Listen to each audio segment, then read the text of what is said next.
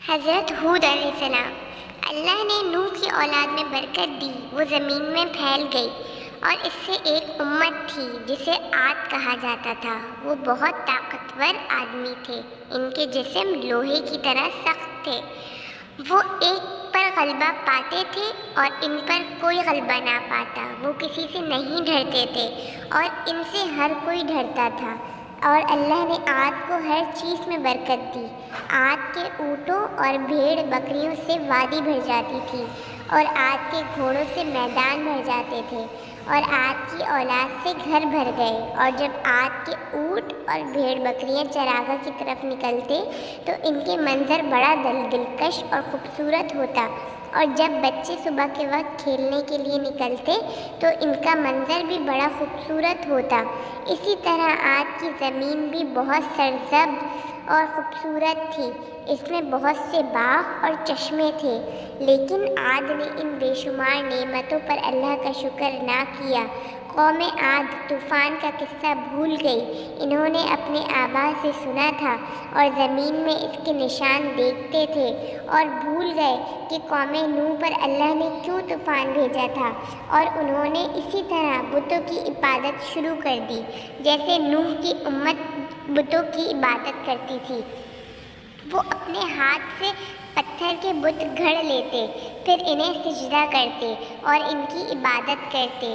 وہ ان سے اپنی حاجتیں مانگتے، انہیں پکارتے اور ان کے لیے ذبح کرتے، اور وہ نوح کی امت کے نقش قدم پر تھے۔ عاد کی قوت ان کے لیے اور لوگوں کے لیے وبال بن گئی۔ وہ لوگوں پر ظلم نہ کرتے، اور وہ اپنے اوپر کسی کو نہ دیکھتے تھے، اور انہیں حساب و کتاب اور عذاب کا خوف نہ تھا۔ وہ جنگل کے درندوں کی طرح تھے، جن میں سے بڑا چھوٹے پر ظلم کرتا ہے اور طاقتور کمزور کو کھا جاتا ہے، اور جب کسی بستی میں داخل ہوتے تو اس میں تباہی مچا دیتے، اور وہاں کے معزز لوگوں کی عزت کو ذلت میں بدل دیتے۔ کمزور ان کے شر سے ڈرتے اور ان کے ظلم سے بھاگتے تھے، اور عاد کو کھانے پینے اور کھیل تماشے کے علاوہ اور کوئی کام نہ تھا، اور ان میں سے ہر ایک دوسرے پر بلند محلات اور وسیع گھروں کی تعمیر پر فخر کرتا تھا۔ جو بھی خالی اور اونچی جگہ دیکھتے وہاں اپنا ایک اونچا محل بنا لیتے، اور وہ اس طرح گھر بناتے جیسے انہیں وہاں ہمیشہ رہنا ہے اور کبھی مرنا نہیں ہے، اور بغیر ضرورت کے محلات بناتے تھے، جبکہ لوگوں کو رہنے، کھانے اور پینے کو نہیں ملتا تھا، اور ان میں سے غریب لوگوں کو رہنے کے گھر میسر نہ تھا، اور امیروں کے گھروں میں رہنے والا کوئی نہ تھا۔ جس نے انہیں اور ان محلات کو دیکھا، اسے یقین ہو گیا کہ وہ آخرت پر ایمان نہیں رکھتے۔ اللہ نے قوم عاد کی طرف ایک رسول بھیجنا چاہا۔ اللہ بندوں کی طرف کفر پسند نہیں کرتا تھا۔ اللہ زمین میں فساد کو پسند نہیں کرتا۔ اللہ نے ان کی طرف ایک رسول بھیجنے کا ارادہ کیا جو انہیں ہدایت دے، اور اللہ نے چاہا کہ یہ رسول انہی میں سے ہو، وہ اسے پہچانتے ہوں اور ان کی بات سمجھتے ہوں۔ ہود وہ رسول تھے جو عاد کے شریف گھرانے میں پیدا ہوئے، اور انہوں نے عقل اور نیکی میں پرورش پائی۔ ہود قوم میں دعوت دینے کھڑے ہوئے اور کہا، اے میری قوم، تم اللہ کی عبادت کرو، تمہارے لیے اس کے سوا کوئی معبود نہیں ہے۔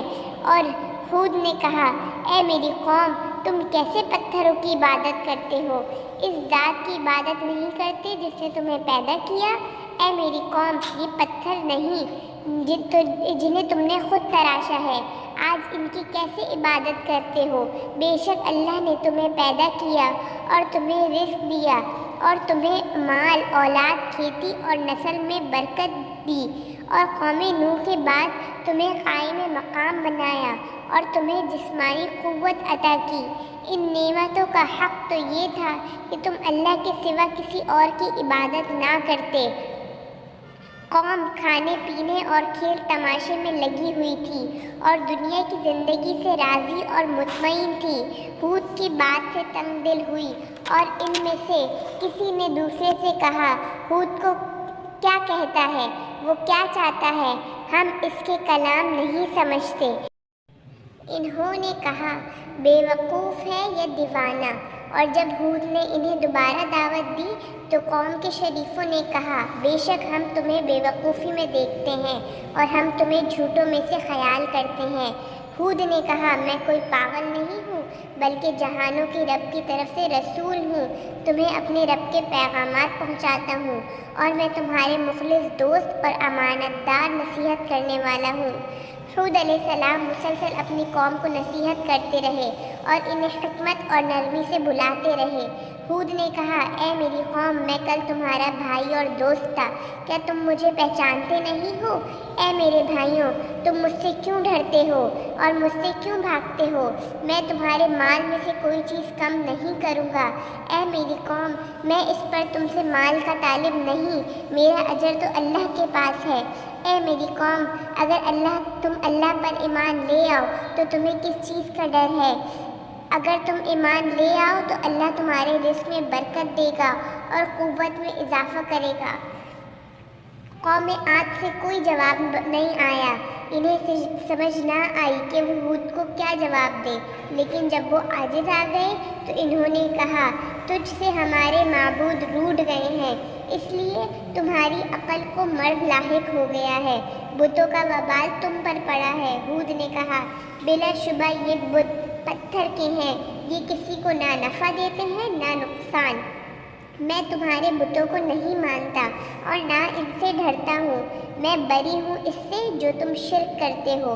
بے شک میں نے اللہ پر توکل کیا ہے جو میرا اور تمہارا رب ہے، ہر اس چیز کے ماتحت ہے اور کوئی پتا بھی اس کے حکم کے بغیر نہیں گرتا۔ عاد نے سب کچھ سنا مگر ایمان نہ لائے۔ انہوں نے کہا، اے ہود، تمہارے پاس نہ کوئی دلیل ہے اور نہ ثبوت۔ اے ہود، تمہارے تازہ باتوں سے ہم اپنی قدیم معبودوں کو نہیں چھوڑیں گے۔ کیا ہم ایک کہنے والے کی بات پر اپنے معبودوں کو چھوڑ دیں جن کی عبادت ہمارے آبا کرتے تھے؟ یہ کبھی نہیں ہو سکتا۔ اور اے ہود، تو ہمارے معبودوں کو مانتا ہے نہ ان سے ڈرتا ہے، تو ہم بھی تیرے معبود کو نہیں مانتے اور نہ اس کے عذاب سے ڈرتے ہیں، اور ہم تمہیں کافی زیادہ عذاب کا تذکرہ کرتے ہوئے سنتے ہیں۔ ہود کہاں ہے اور کب آئے گا؟ ہود نے کہا، اس کا علم اللہ کو ہے، میں تو محض صاف ڈرانے والا ہوں۔ عاد نے کہا، ہم اس عذاب کے منتظر ہیں اور اسے دیکھنے کا شوق رکھتے ہیں۔ ہود کو ان کی جرأت پر تعجب ہوا اور ہود نے ان کی اس حماقت پر افسوس کیا۔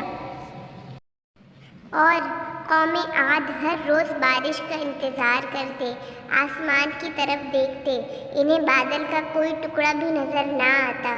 انہیں بارش کی ضرورت تھی اور انہیں بارش کا بہت ہی شوق تھا۔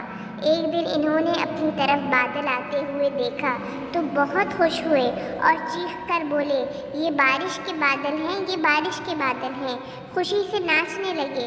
ایک نے دوسرے کو پکار کر کہا، بارش کا بادل، بارش کا بادل، لیکن ہود سمجھ گئے کہ عذاب آ گیا۔ ہود نے کہا، یہ رحمت کا بادل نہیں ہے، یہ دردناک عذاب ہے، اور وہی بات نکلی۔ بہت زور کی ہوا چلی، اس جیسی لوگوں نے نہ دیکھی تھی اور نہ ویسی سنی تھی، اور ایسی آندھی چلی کہ وہ درختوں کو جڑ سے نکالتی جاتی تھی اور گھروں کو گراتی جاتی تھی اور چلنے پھرنے والی چیزوں کو اٹھاتی اور وہ پھینک دیتی۔ صحرائی ریت اڑی اور دنیا تاریک ہو گئی، آدمی کو کچھ دکھائی نہیں دیتا تھا۔ وہ ڈر گئے اور اپنے گھروں میں داخل ہو گئے اور ان کے دروازے بند کر لیے۔ بچے پاؤں سے چمٹ گئے اور لوگ دیواروں سے، اور لوگ کمروں میں چلے گئے۔